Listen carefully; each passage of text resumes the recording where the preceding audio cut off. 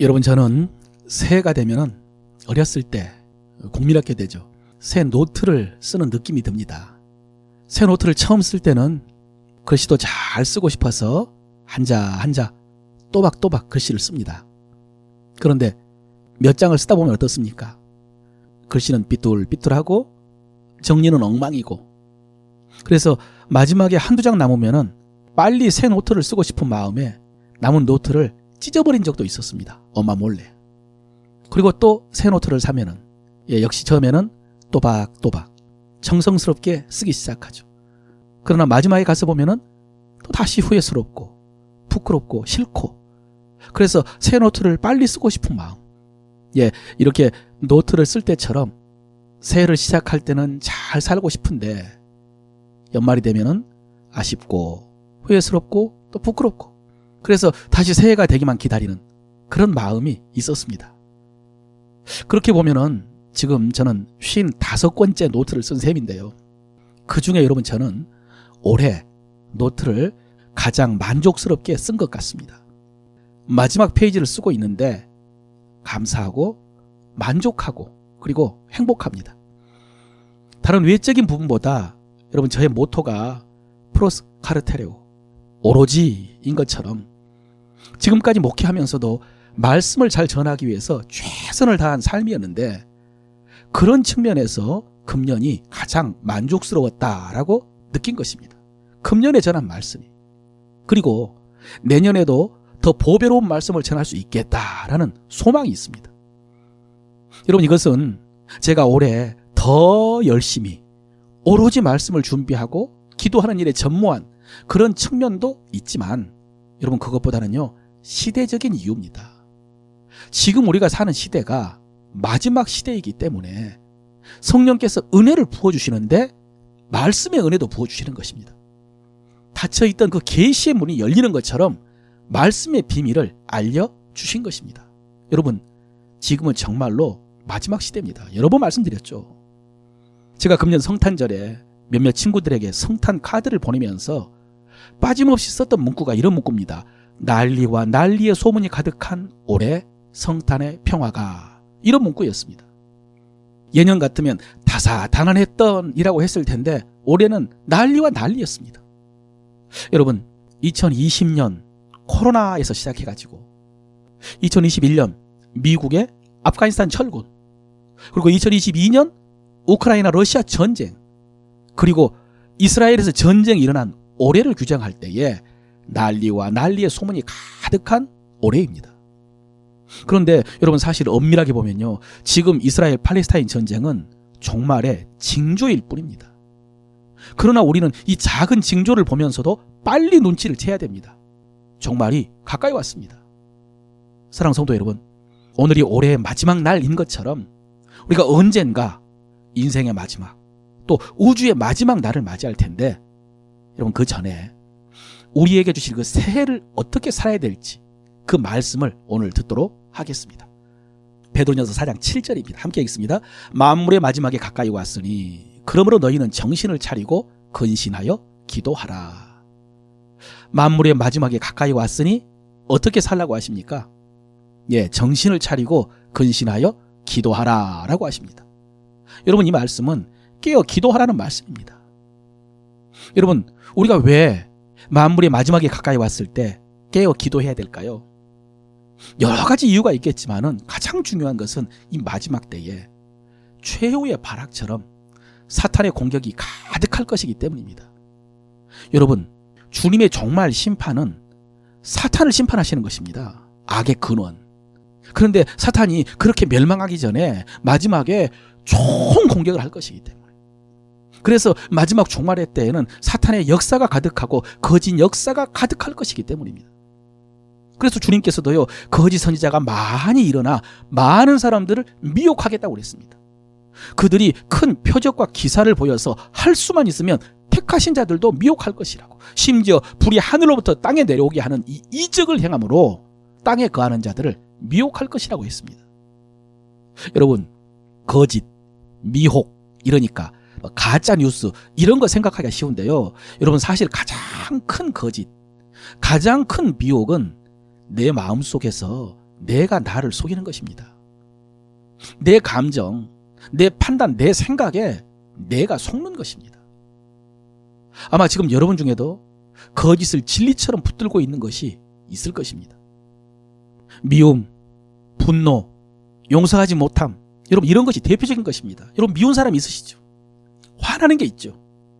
여러분 그거 절대로 포기하지 못하지 않습니까? 여러분 옳다고 지금 느끼지 않습니까? 근데 그게 사탄의 거짓말이거든요. 그것을 진리처럼 붙잡고 있는 것입니다. 그것을 버리지 않으면 지옥에 간다, 망한다고 해도 붙들고 있는 것입니다. 이렇게 종말의 때에는 사탄의 미혹이 온 세상에 가득하고 내 마음속에도 가득할 것인데, 이런 미혹의 시대에 우리가 기도하지 않고는 승리할 수가 없습니다. 기도하지 않고는 넘어질 수밖에 없기 때문에 정신을 차리고 기도하라고 한 것입니다. 여러분 지금 베드로가 정신을 차리고 깨어 기도하라 라고 권면하는 데는 사연이 있잖아요. 여러분 아시죠?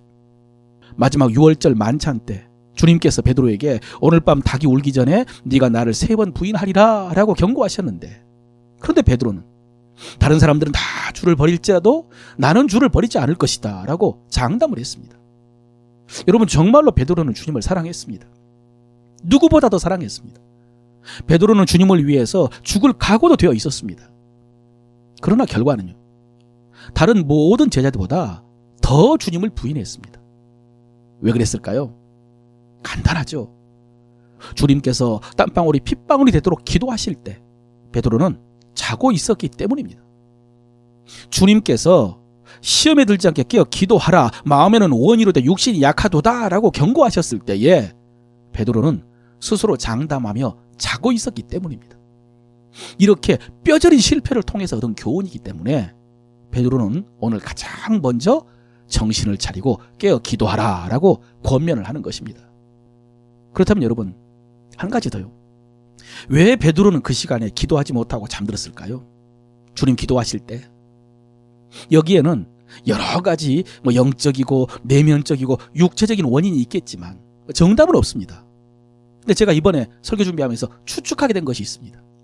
오늘 본문에서 베드로가 근신하여 기도하라 라고 했지 않습니까? 근데 찾아보니까 이 근신이라는 단어가 네포라고 해가지고 포도주에 취하지 말라는 의미였습니다. 이 뜻을 알고 나니까 혹시 베드로와 제자들이 그날 밤에 포도주를 너무 많이 마셔서 그래서 정신을 차리지 못하고 잠을 잔 게 아닌가 하는 생각이 들었습니다. 여러분 이건 추측입니다. 그런데 그때 제자들은 오늘날 우리가 성찬식 때 마시는 것처럼 조그만 잔으로 포도주 한 잔 먹는 게 아니거든요. 그날 포도주를 많이 마셔가지고 술기운에 기도하지 못하고 잠든 게 아닌가, 그런 추측을 했습니다. 그러나 정답은 모릅니다. 그런데 여러분 오늘 베드로는 분명히 말합니다. 술에 취해 있지 말고 기도하라. 여러분 그렇다고 해서 제가 여러분에게 오늘 술 마시지 말라, 아니면 조금 마셔도 된다, 이런 말씀을 드리지는 않습니다. 대신 성령이 여러분에게 하시는 말씀을 들으시기를 바랍니다. 핵심은 기도하는 것입니다. 기도해야 된다는 것입니다. 만약에 술에 취해서 기도하지 못한다면, 술자리 때문에 기도의 자리에 오지 못한다면 이제는 결단을 해야 되겠죠. 또 꼭 술, 알코올에 취하지 않아도 다른 것에 취해서 기도하지 못한다면 똑같습니다. 돈 버는 재미에 취해서 기도하지 못한다면, TV 보는 재미에 취해서, 스포츠 보는 재미에 취해서 기도하지 못한다면 결과는 똑같습니다. 사랑하는 성도 여러분, 새해에 잘 살 수 있을 것 같습니까? 마지막 종말의 시대에 미혹에 넘어지지 않고 진리만 붙들고 승리할 수 있을 것 같습니까? 그런 기대와 소망으로 여러분 새해를 기다리고 있지 않습니까? 그러나 깨어 기도하지 않고는 결코 승리할 수 없다는 사실을 기억하시길 바랍니다. 여러분 마음에는 원이지만요 육신이 약합니다. 그러므로 여러분이 기도하지 못하도록 취해 있는 거 있다면 오늘 말씀의 검으로 잘라버리시고 기도하시길 바랍니다. 지금까지 기도하셨습니까? 새해에는 더 많이, 더 깊이, 더 간절하게 기도하시기를 바랍니다. 두 번째로 주신 말씀입니다. 4장 8절인데요. 무엇보다도 뜨겁게 서로 사랑할지니 사랑은 허다한 죄를 덮느니라. 예, 사랑하라는 말씀인데요. 오늘 본문에서 베드로는요 강조에 강조를 더했습니다. 무엇보다도 뜨겁게 사랑하라고 했습니다. 무엇보다도 파스 프로라는 단어가 합쳐진 건데 모든 것보다 더 먼저라는 뜻입니다. 모든 것보다 더 먼저. 마지막 때가 가까이 왔으니까 모든 것보다 먼저 사랑하라. 여러분, 지금까지 매일매일 열심히 사셨죠? 새해에도 열심히 살 계획이죠. 여러 가지 계획들이 있으시죠? 바라는 것도 있으시죠? 그런데 오늘 하나님께서 말씀하십니다. 모든 것보다 먼저 서로 사랑하라. 서로 사랑하는 것이 먼저다. 아멘입니까? 예. 그리고 뜨겁게라는 헬라어 에크테네스는요, 고무줄이나 스프링, 용수철을 팽팽하게 당긴다는 뜻입니다. 그 팽팽함, 그렇게 힘을 극대화시키는 것, 이것이 뜨겁게라는 뜻입니다. 여러분, 여러분의 사랑의 대상, 또 여러분 사랑의 능력, 여러분 사랑의 영역을 한번 생각해 보십시오. 어떤 사람을 사랑하셨습니까? 어떤 모습을 사랑하셨습니까? 어느 정도까지 사랑하셨습니까? 그 사랑을 더 크게 하라는 것입니다. 지금까지 사랑하지 못한 사람도 이제는 사랑할 수 있도록, 지금까지 사랑하지 못했던 모습도 이제는 사랑할 수 있도록 사랑의 능력을 극대화하라. 이런 말씀입니다. 여러분 들어보셨죠? 독일의 심리학자 에릭 프롬. 이 사람이 사랑의 기술이라는 유명한 책을 썼습니다. 사랑의 기술. 그는 이 책에서 이렇게 말합니다. 의역입니다. 사람들은 온통 사랑받을 생각밖에 하지 않는다. 젊은이들이 연인에게 사랑한다라고 하지만은 여러분 그 말도 사실은 사랑받고 싶다는 말입니다. 자기를 사랑해달라는 말입니다. 그러나 참된 행복은 사랑받는 데 있는 것이 아니라 사랑하는 데 있다라고 했습니다. 그리고 사람들은 자기 사랑의 능력에는 무지하면서 사랑의 대상에만 관심을 갖는다라고 했습니다. 저 사람은 사랑할 수 있고 저런 사람은 사랑할 수 없다. 내 스타일 아니다. 딱 질색이다. 이러면서 사람을 골라서 사랑한다는 것입니다. 그러나 우리가 관심을 가져야 될 것은 사랑의 대상이 아니라 내 사랑하는 기술이라고요. 내 사랑하는 능력이다. 이렇게 이야기를 했습니다. 여러분 오늘 베드로의 말씀과 똑같습니다. 사랑의 힘을 키우라는 것입니다. 사랑의 기술을 더 탁월하게 하라는 것입니다. 그렇다면 오늘 베드로가 말하는 그 사랑의 구체적인 모습이 무엇이냐? 사랑의 모습이 다양하겠지만은 오늘 베드로가 말하는 구체적인 모습은 사랑은 허다한 죄를 덮느니라 라고 했습니다. 허다한 죄를 덮는 사랑을 하라, 이런 말씀이죠. 물론 여러분 여기서 죄를 덮는다라는 것은 죄를 은폐시키라는 말씀이 아닙니다. 여기서 죄는 사실은 허물입니다. 실수, 약점, 단점, 연약함 이런 것들입니다. 이렇게 허물을 덮어주는 사랑을 하라, 더 많이 덮어주려고 하라, 이런 말씀이죠. 여러분 역시 지금 허다한 죄를 덮으라라는 말씀으로 권면하는 베드로에게 사연이 있습니다. 역시 그날 밤입니다. 그날 밤 마지막 6월절 만찬 먹던 날. 여러분 그날 밤 분위기가 정말로 안 좋았습니다. 우리는 오늘날 성찬식 할 때 굉장히 경건한데 그날은 정말로 분위기가 좋지 않았습니다. 제자들이 서로 시기하고 미워하고 견제하면서 분위기가 냉랭했습니다. 그것이 표면적으로 드러나는 것이 아무도 발을 씻어주지 않았습니다. 주님의 발도 씻어주지 않았습니다. 여러분 유대지방에서는요, 낮에 집에 들어갈 때는 간단하게 손을 씻습니다. 그러나 저녁에 들어갈 때는 발을 씻고 들어갑니다. 종들이 있으면 발을 씻어주고 종이 없으면 대야에 물이라도 가져다 줍니다. 그런데 이날은 아무도 이 일을 하지 않았습니다. 왜냐하면 그들이 계속해서요 우리 중에 누가 더 큰가로 싸웠기 때문입니다. 자기가 잘났다고요. 또 잘난치 않은 사람들 꼴보기 싫다고요. 엄마 찬스 쓰면서 예수님 좌우에 앉고 싶어 했던 야고보와 요한이 보기 싫었어요. 잘난치 않은 베드로가 보기 싫었어요. 아무도 발을 씻어주지 않았습니다. 그래서 주님께서 친히 수건을 두르시고 대야에 물을 가져다가 제자들의 발을 씻기신 것입니다. 여러분 주님께서는요 이것을 본을 보이는 것이다 라고 했습니다. 그런데 주님이 발을 씻기신 것은 단순히 낮은 곳에서 봉사하는 섬김의 본이 아닙니다. 그것도 있지만은 더 중요한 것은 서로의 허물을 씻어주는 행위라고 하셨습니다. 예수님께서 발을 씻겨주신 것은 서로의 허물을 씻어주는 행위라고요. 왜냐하면 베드로가 저는 발뿐만 아니라 손과 머리도 씻어달라라고 했을 때에 주님은 이미 목욕한 자는 발밖에 씻을 필요가 없다고 하셨거든요. 여러분, 이 말씀은 베드로가 최근에 목욕했다는 말이 아닙니다. 베드로가 죄사함 받았다는 의미입니다. 너는 완전하게 죄사함 받았다. 그런데 발을 씻는 것은요, 죄 용서 받은 사람의 허물을 씻어주는 것입니다. 살다 보면은 이런저런 실수도 하고 허물도 있기 때문에 그것을 씻어주는 것을 서로의 발을 씻어주는 것이다 라고 본을 보여주신 것이죠. 살면서 실수, 연약함, 허물 드러나는데 그거 덮어주라는 것입니다. 여러분, 그렇습니다. 우리가 다른 사람들을 섬길 때 다양한 방법으로 섬길 수 있습니다. 우리가 사람들을 사랑할 때에 다양한 방법으로 사랑할 수가 있습니다. 그런데 정말로 중요하고 필요한 섬김 가운데 한 가지가 허물을 덮어주는 섬김입니다. 허물을 덮어주는 사랑입니다. 왜냐하면 우리는 연약한 존재거든요. 흙으로 만들어진 연약한 존재이기 때문에 실수도 많고 허물도 많고 단점도 많습니다. 그런데 그런 실수와 연약함이 드러날 때마다 지적받고 정죄받으면 숨을 쉴 수가 없습니다. 그렇게 지적받고 비난받는다고 해서 고쳐지거나 성숙하지 않습니다. 오히려 허물을 덮어줄 때, 그때 변화되고 성숙한다는 것이 하나님의 원리입니다. 그래서 우리를 구원하는 것은 율법이 아니라 십자가의 사랑이었지 않습니까? 몇 년 전에 많은 사람들에게 읽혀졌던 책 가운데 칭찬은 고래도 춤추게 한다. 아마 제목은 기억하실 것입니다.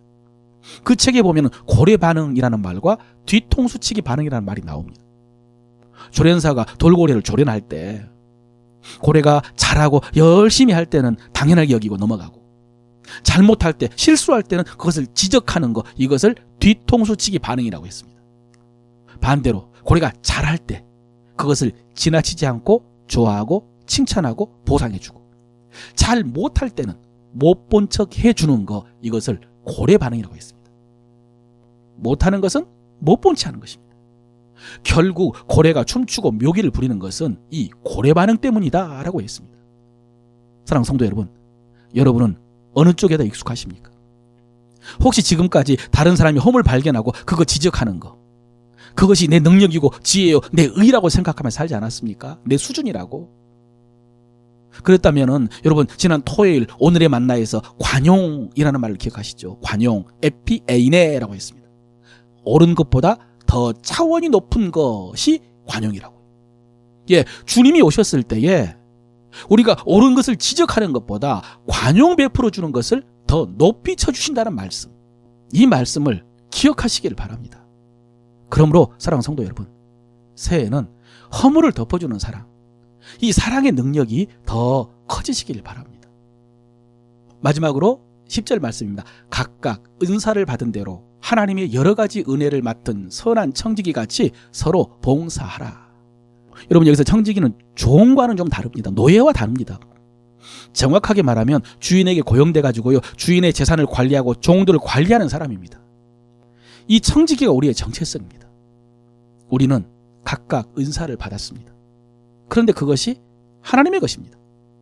우리 재능, 직업, 직분, 직책, 내 소유, 건강, 생명까지 다 하나님의 은혜를 맡은 것입니다. 그러므로 어떻게 살라고 하십니까? 하나님의 여러 가지 은혜를 맡은 선한 청지기 같이 서로 봉사하라 그랬습니다.